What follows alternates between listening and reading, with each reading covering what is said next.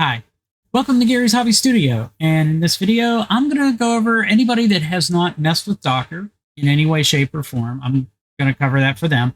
If anybody that has, hey, more power to you. You might be able to help people out, but this video I'm going to go over how to install Docker and how to install Portainer, and then how to install another Docker container from within Portainer.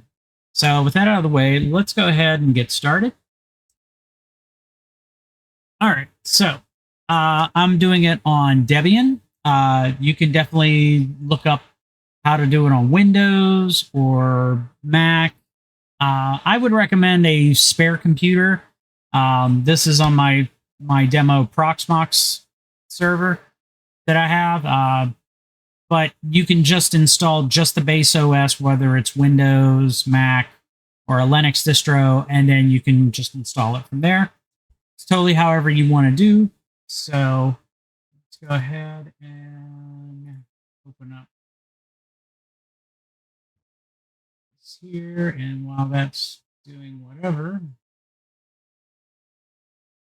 we're going to open up a terminal window because we're going to need it. And I need to adjust this for my old ass. Need to make it a little easier on the eyes. Let's go with the dark theme. All right, so what we want to do is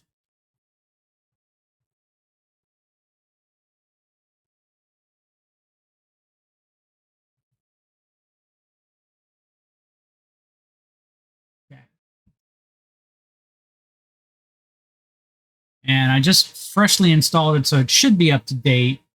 But we'll go ahead and do these anyways. So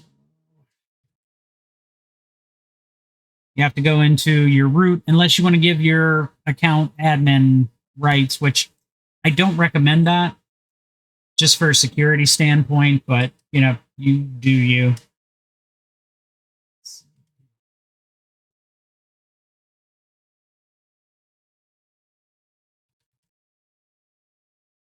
I think I typed in the password wrong.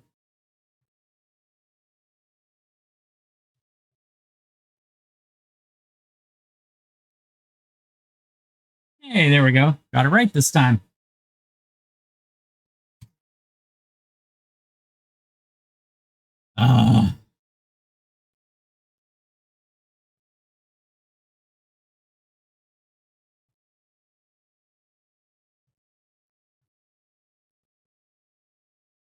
That is not it.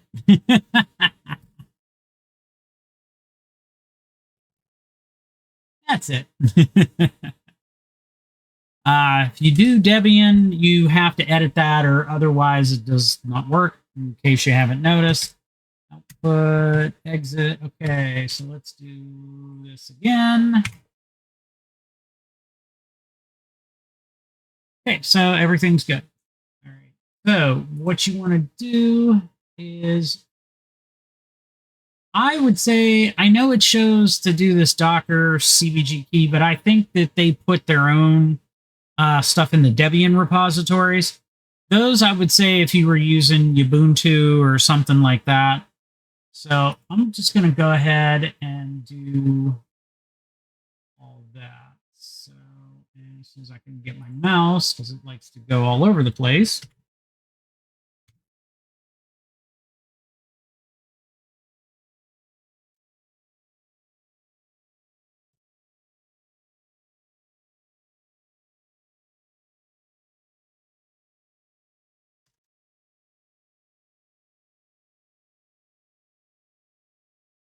Okay.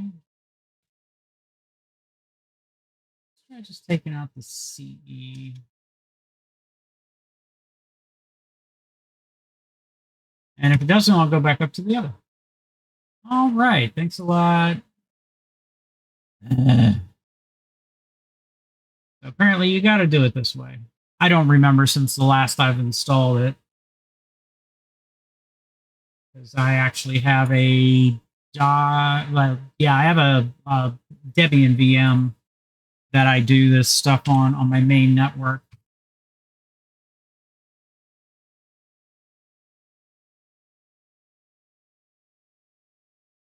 So basically, you got to install the certificates curl and the GNU, whatever PG is.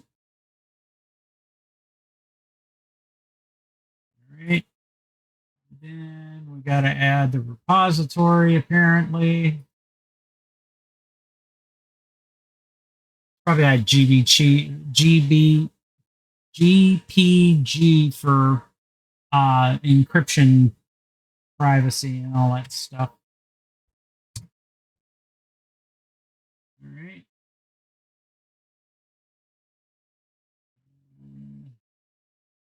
Do the updates to recognize it. And I'll post a link for these instructions down in the comment section.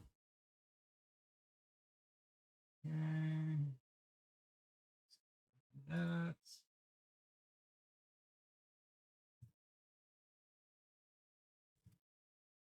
I thought they had it in their repositories. Apparently, I was wrong.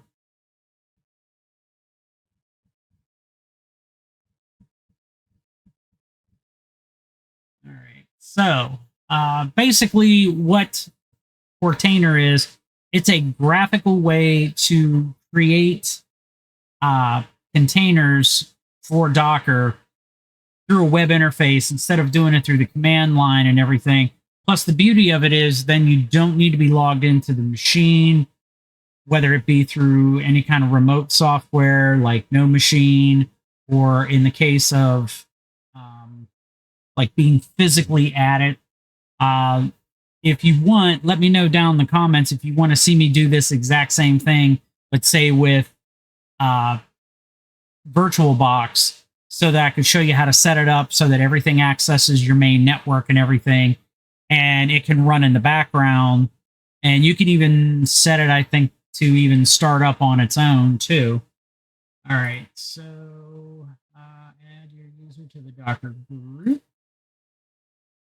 So run that little command. Yeah. And optional. Yeah, we'll go ahead and run it anyways.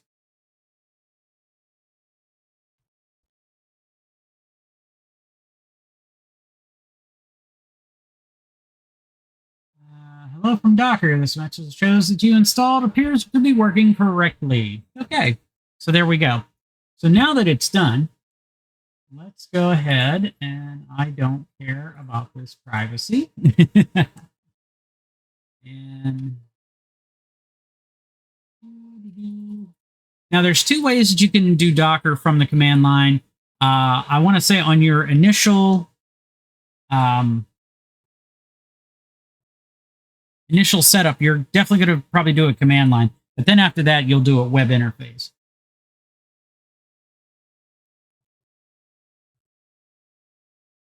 Okay. And here is the Portainer. I'll also leave this link down there too. So basically, you could do it this way, which will work. Okay. This is the command line version. You'll find that a lot of Docker containers out there that you'll find, whether it's on Docker Hub. There's this self. I'll have to get the link from my other browser.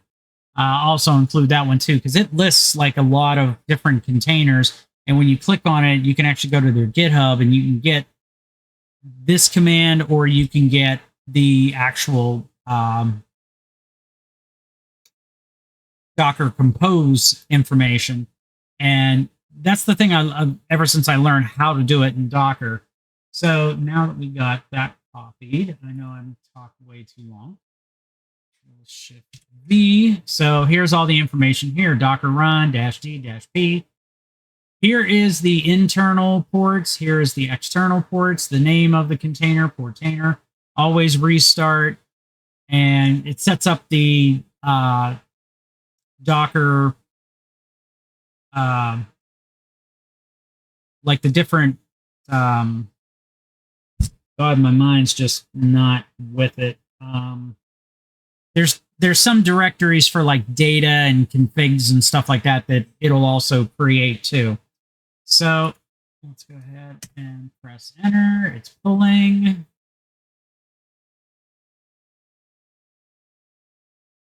And sorry I haven't posted a video in a while this is installing, just because of the simple fact that I was on vacation a few weeks ago. The last video was when I was on vacation. And when I got back, just between work and everything, just kind of just tied me up and everything.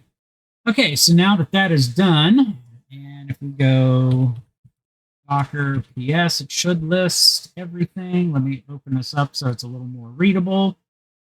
Okay, so, and its status has been up for 16 seconds. So now, we'll go here and 9443. That's the actual port that you need to connect to. And okay, thank you very much. Motherless.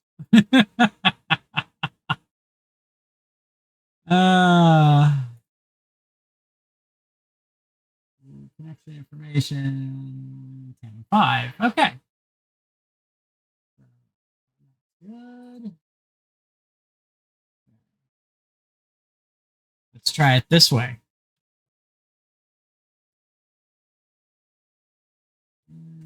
.168.10.5 colon 9443. Whoop.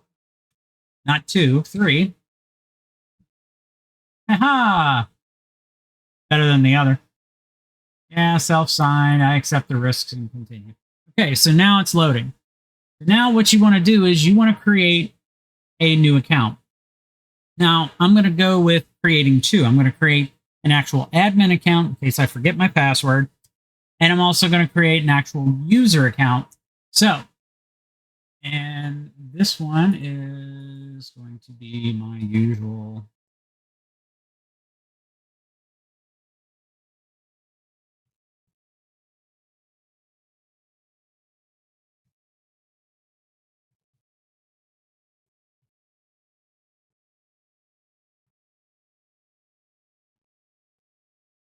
So create user,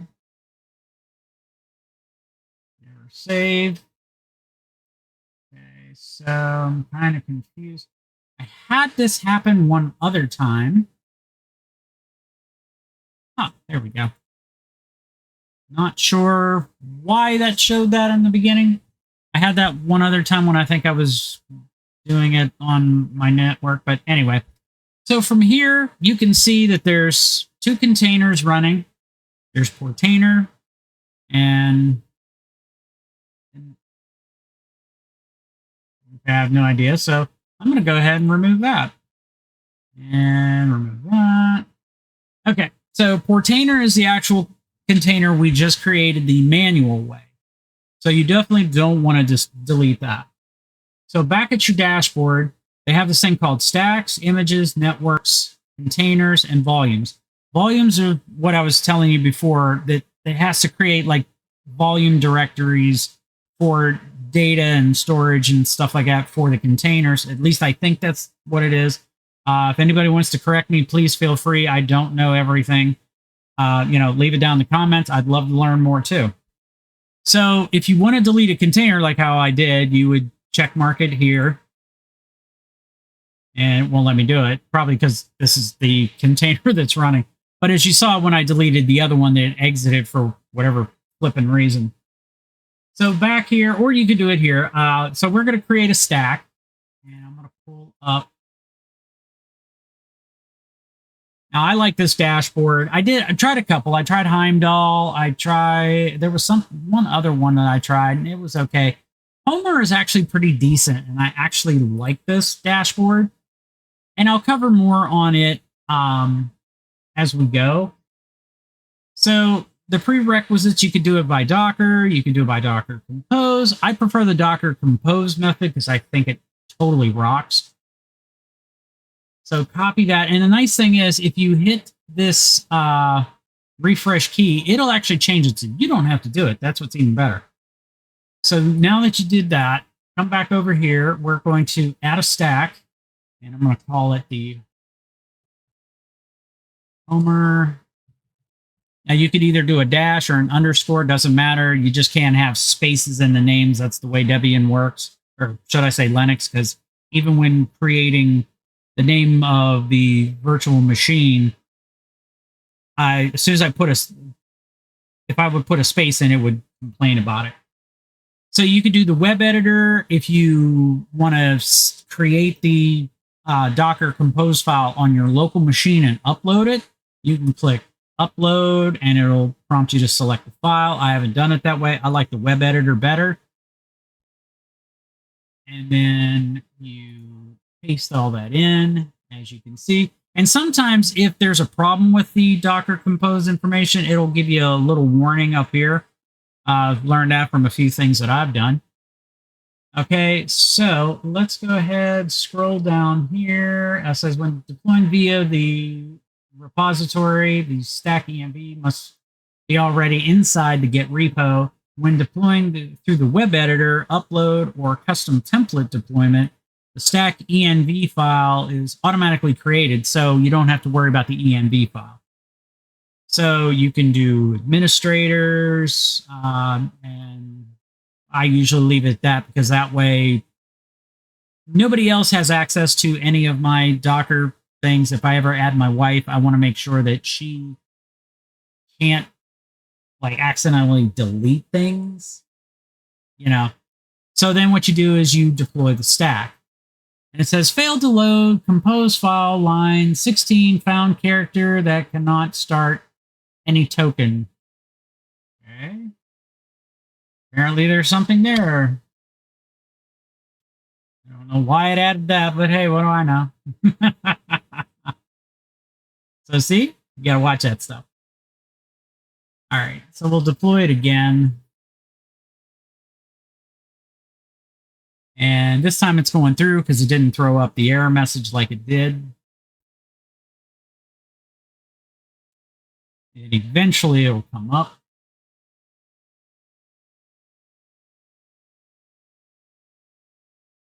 Because it's got to pull all the files down and everything, like you saw when we did it through the command prompt. But again, you know, like I said, you could do it on Windows. You could Windows is a little different than Debian. If you want, I could definitely unable to deploy. What? Why? Well, thanks for not telling me anything. Deployment. The other deploy stack. Load the compose file line. I understand. What the fucking flip? Let's try it again. But for some reason, it kept the stack, which is usually when it has an error, it doesn't. Well, I think it erased it. No, it kept all the info. Homarr, oscillator, if you want Docker integration.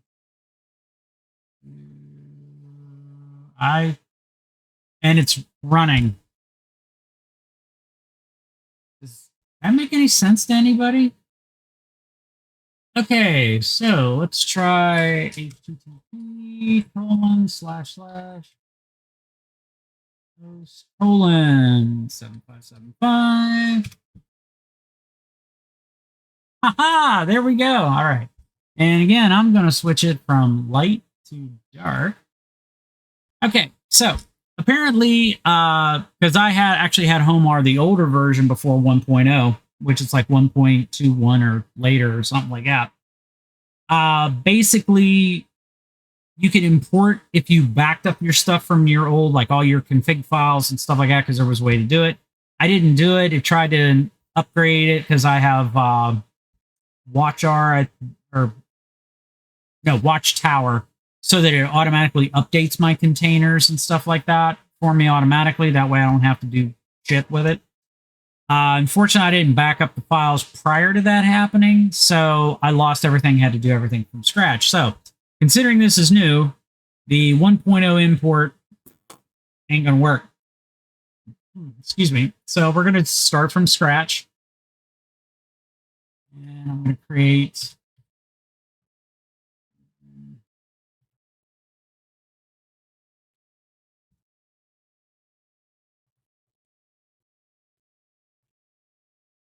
Okay, we're going to create a user. Never save.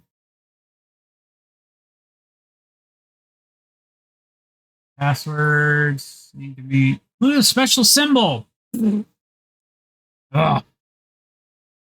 Whole. I'm gonna be a picky little piece of shit. Ugh.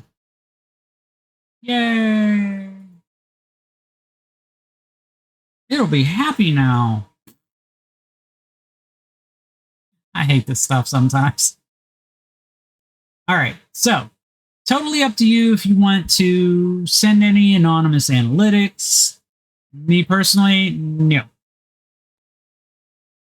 Crawling and indexing. Do not index the website on search engines that don't show it many results. I'm just going to leave that stuff alone because I probably left it that way on mine, maybe. All right, so we're going to create our first board. New board.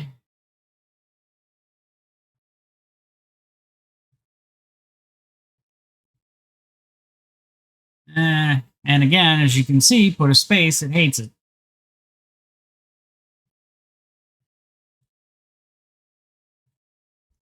Okay. So we're going to create the board, open the board, and here you go. And here is where you can change things. So you can change the title to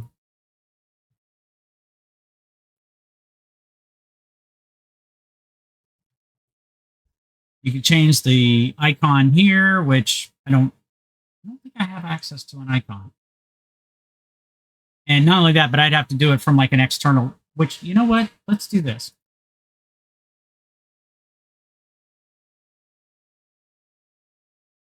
So, and it's, there we go. All right. So let me go ahead, minimize that. So, should be 192.6. 10.5 colon 7575. Okay.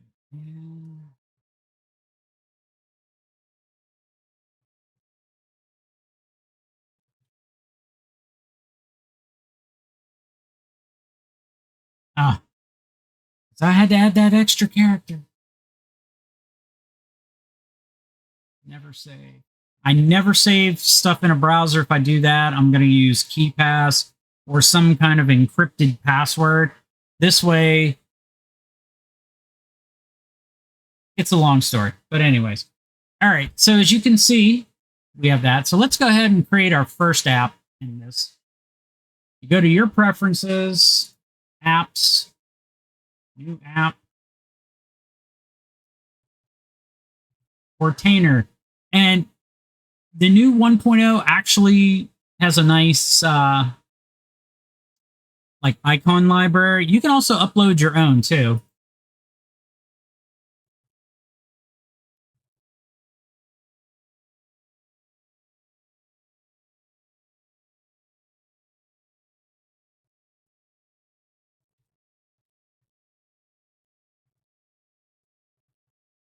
Okay, and the URL will be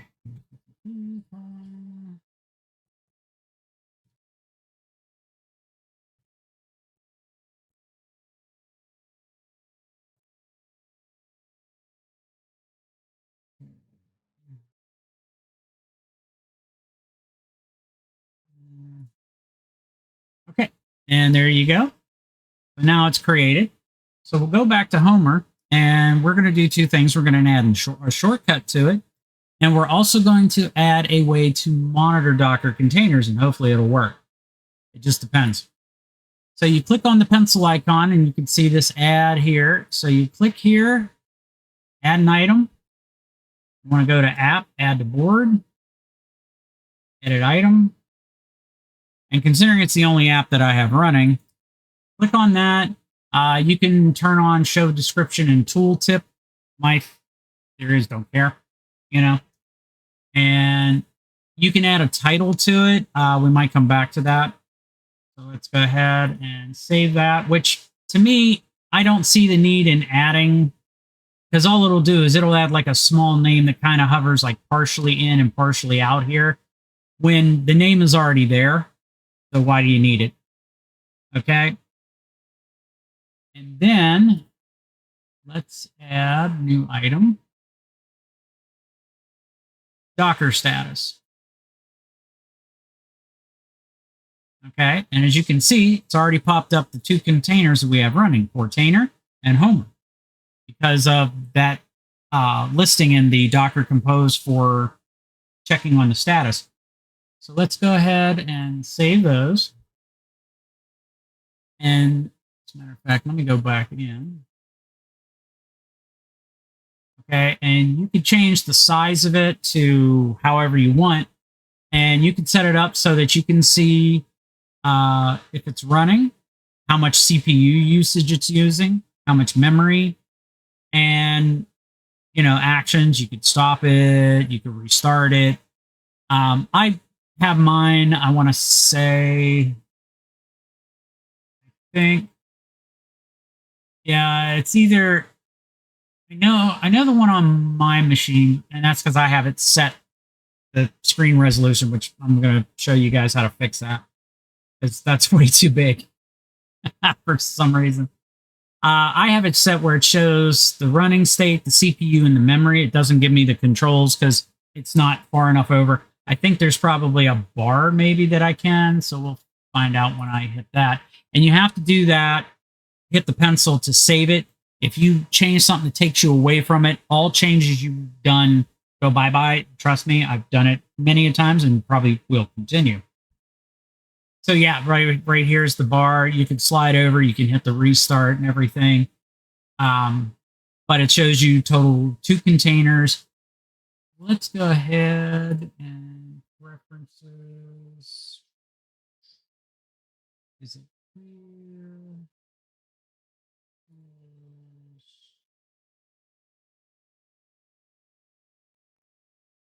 Settings.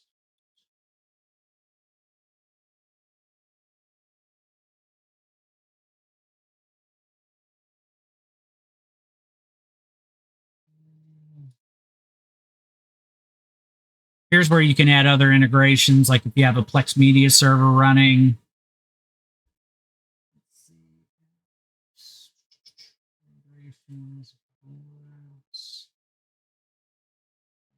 I think this is where it is.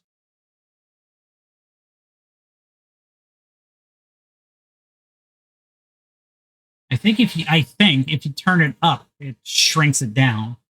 So we'll set it to 16. Save changes. Yes. So if you want it smaller, run that bar up for the board. If you want it larger, then take it down, obviously. But it defaults at 10. And now if we go into here,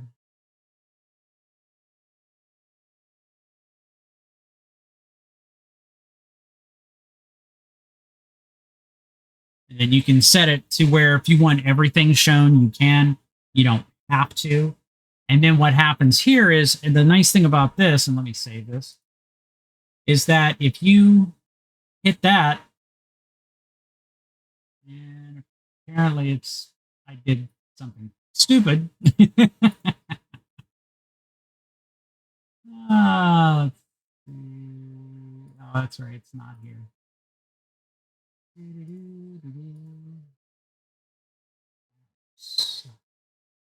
That's why. Requires HTTPS, not HTTP. Okay. So now that we have that, if we do this, gives you connections not private, proceed, and then there you go. This way, it's a centralized board that if you want your browser to default to it, like say, you set it up on a spare computer and you want, let me switch back to this here. But if you look at it this way, you could set it as a centralized board. This way, if you want to launch something from it, you can.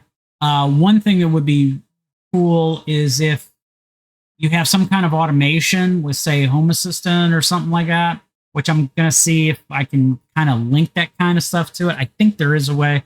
I haven't created a dashboard yet for Home Assistant, but I want to see if there's a way to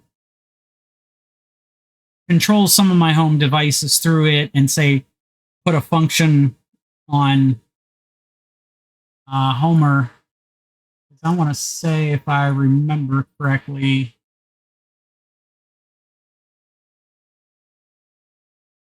yeah, there's an execute automation, and I'm still kind of new at the whole automation thing. I've got a couple of things running in my house that that I can turn the lights on and off from that there, but you can use Homarr, and if you want to set up a execute automation there to basically, say, on a tablet or on your phone, you could have Homarr come up and say a spare browser, like, if you don't use Chrome on your phone, for anything, you could set up the page to always open on that to Homarr, and then you can hit the execute whatever, like say you want to duplex or turn lights on or something like that. You could do that way. Like I said, I'm still working on that, but there you go. Real quick and easy. Like I said, I'll leave the web links that I found to everything in the video description so that you can do the same things. And you can follow along to set up not only Docker on a machine. It should work the same, at least command line and that, with Windows. The installation's definitely going to be different because you're looking at an exe file and whatever has to be done on Windows. Mac, I want to say, and I could be totally wrong because, like I said, I don't have a Mac, so I have no idea. The Mac may be the same as Linux because I know that ever since a certain version of the Mac OS, they've used the Linux kernel and everything. So, it's quite possible that the commands are similar in their command window. But if I like Debian. I think it's really solid. A lot of my servers on my main production for the house and everything, pretty much it's pretty stable. I run my Unify controller and other things from there, and I'm gonna stop sidetracking. But yeah, so like I said, if you like what I do, please like, subscribe, share it with anybody. Like I said, if you're curious about anything, let me know. I'll try to see if I can figure it out, maybe post a video. But anyways, as I always like to say, have a good day, guys. Take care and see you next time.